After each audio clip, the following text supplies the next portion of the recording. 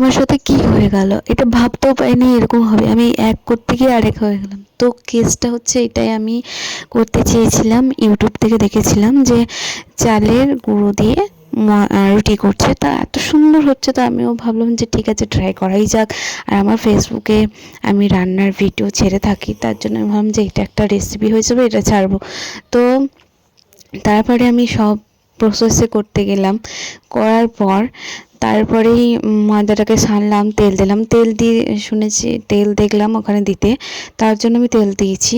তারপরে লিচিগুলো বেলে আমি এত দূর পর্যন্ত ঠিক আছে। তারপরে এখন এই স্টার্ট হলো আমার এরকম অবস্থা।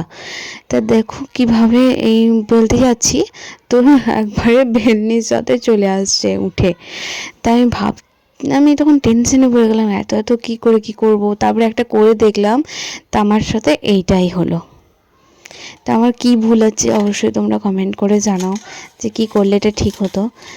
জানি না, করতে গেলাম রুটি আর হয়ে গেল পাঁপড়। হায় হায় হায় হায়।